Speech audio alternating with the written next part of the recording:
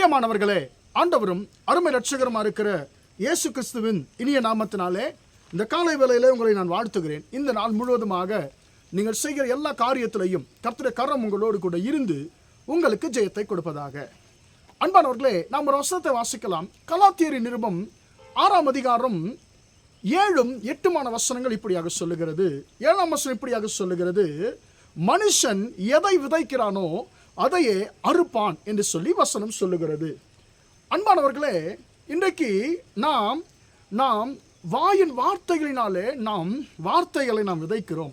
நம்முடைய வாயின் வார்த்தைகள் எப்படிப்பட்ட விதைகளாக இருக்கிறது என்பதை நாம் இன்றைக்கு சுருக்கமாக நாம் தியானிக்க போகிறோம். அன்பானவர்களே, இந்த வார்த்தை சொல்லுகிறது, மனுஷன் எதை விதைக்கிறானோ அதையே அறுப்பான் என்று சொல்லி.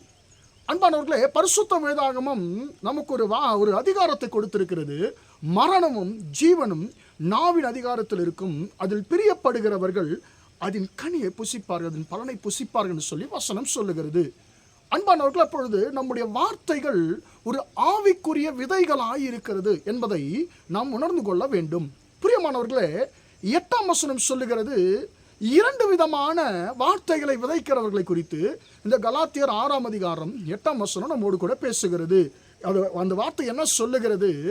மாம்சத்திற்கென்று விதைக்கிறவன். நான் அதை உங்களுக்காக நான் வாசிக்கிறேன். அந்த வார்த்தை என்ன சொல்லுகிறது என்று சொல்லி நான் பார்க்கும் பொழுது, மாம்சத்தின்படி விதைக்கிற ஒரு சிலர் இந்த உலகத்தில் இருக்கிறார்கள் என்று சொல்லி பரிசுத்த வேதாகம் சொல்லுகிறது. எனக்கு அன்பானவர்களே, மாம்சத்திற்கு விதைக்கிறவர்கள் அவர்கள் எதை அறுக்கிறார்களாம்? அந்த வார்த்தையை நான் உங்களுக்கு என்று நான் வாசிக்கிறேன். கர்த்தருடைய பரிசுத்த நாமத்திற்கு மகிமை உண்டாவதாக. அன்பானவர்களே, தன் மாம்சத்திற்கென்று விதைக்கிறவன் மாம்சத்தினால் அழிவை அறுப்பான், ஆவிக்கென்று விதைக்கிறவன் ஆவியினாலே நித்திய ஜீவனை அறுப்பான். அன்பானவன், இந்த இடத்துல 2 விதமான விதைகளை விதைக்கிறவர்களை குறித்து வசனம் நம்மோடு கூட பேசுகிறது. முதலாவதாக, மாமிசத்தின்படி தன் மாமிசத்திற்கென்று விதைக்கிறவன், அதாவது இந்த உலக பிரகாரமான வார்த்தைகளை விதைக்கிறவன். அவருடைய வார்த்தைகள் எப்படி இருக்கும்னு கேட்டீங்கன்னு சொன்னால், அன்பானவர்களே, மாமிச பிரகாரமான வார்த்தைகளாக இருக்கும். எல்லாமே எதிர்மறையான வார்த்தைகளாக இருக்கும். இது எப்படி நடக்கும்? இது நடக்க வாய்ப்பு கிடையாது. இதெல்லாம் இந்த பிரச்சனையெல்லாம் தீர்ந்து விடுமா? தீர வாய்ப்பு கிடையாது.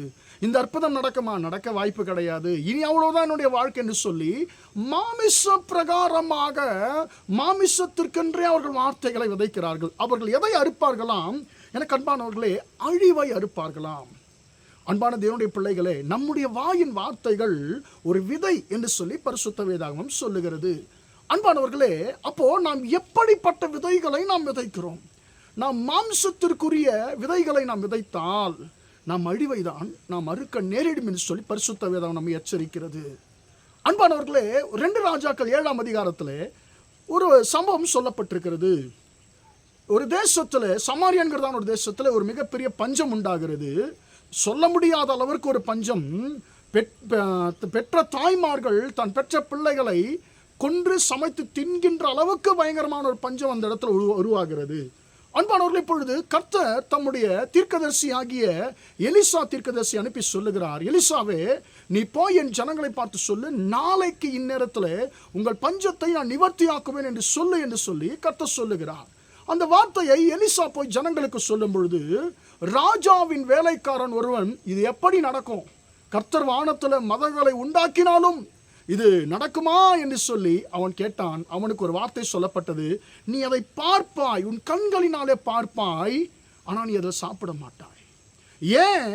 அவன் அந்த ஆசீர்வாதத்தை ஏன் பார்க்க முடியாது, பெற்றுக்கொள்ள முடியாது என்று சொன்னால், அவன் தன் மாம்சத்திற்கென்று அவன் அழிவின் வார்த்தைகளை விதைத்தான். அன்பானவர்களே, கடைசியில் கர்த்தர் சொன்ன வார்த்தை நிறைவேறினது, கர்த்தருடைய வார்த்தை நடந்தது. அன்பானவர்கள், அதை அவன் பார்த்தான். ஆனால் அந்த ஆசீர்வாதத்தில் அவன் பங்கெடுக்க முடியவில்லை. அவனை ஜனங்கள் மிதித்ததினாலே அவன் மரித்து போனான், செத்து போனான் என்று சொல்லி வசனம் சொல்லுகிறது. எனக்கு அன்பானவர்களே, நாம் அழிவின் விதைகளை நாம் விதைக்கும் பொழுது நாம் அழிவை தான் அறுக்க நேரிடும். எனக்கு அன்பானவர்களே, அதே போல் அடுத்த பக்கம் பார்க்கும் பொழுது அந்த வசனம் என்ன சொல்லுகிறது? எனக்கு அன்பானவர்களே, அடுத்தபடியாக நாம் பார்க்கும் பொழுது, ஆவியினாலே, அதாவது ஆவிக்கென்று விதைக்கிறவன் ஆவியினாலே நித்திய ஜீவனை அறுப்பான்.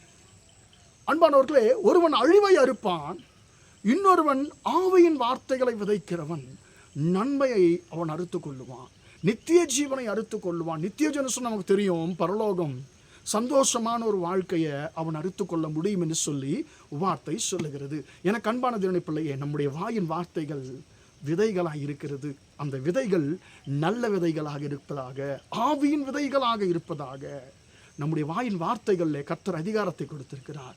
நாம் எந்த வார்த்தைகளை விதைக்கிறோமோ, எப்படிப்பட்ட வார்த்தைகளை விதைக்கிறோமோ, அப்படிப்பட்ட வார்த்தைகள் தான் நமக்கு திரும்ப நாம் அறுக்க முடியும். எனவே நம்முடைய வாயின் வார்த்தைகளாகிய விதைகள் நல்ல விதைகளாக இருப்பதாக.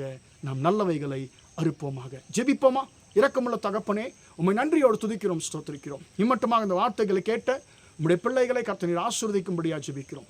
ஆண்டவரே, மனுஷன் எதை விதைக்கிறானோ அதை அறுப்பான்ற வார்த்தையின்படி தகப்பனே, ஆண்டவரே, நாங்கள் மாம்சத்திற்கென்று விதைக்காமல் ஆவியின்படி ஆண்டவரே நாங்கள் நன்மையை விதைக்கிறவர்களாக, நித்திய ஜீவனை அறுக்கிறவர்களாக கர்த்தாவே நாங்கள் இருக்க எங்களுக்கு உதவி செய்யும். இந்த நாள் முழுவதுமாக தகப்பனே, ஆண்டவரே, நம்முடைய பிள்ளைகள் செய்கிற எல்லா காரியத்திலையும் நம்முடைய கரம் கூட இருந்து நம்முடைய பிள்ளைகளை ஆசீர்வதிக்கட்டும் என்று இயேசுவின் நாமத்தில் ஒப்புக் கொடுத்து ஜெபிக்கிறோம், ஜீவனுள்ள நல்ல பிதாவே. ஆமென், ஆமென், ஆமென். பிரியமானவர்களே, கர்த்தர் உங்களை ஆசீர்வதிப்பார். Praise the Lord, praise the Lord.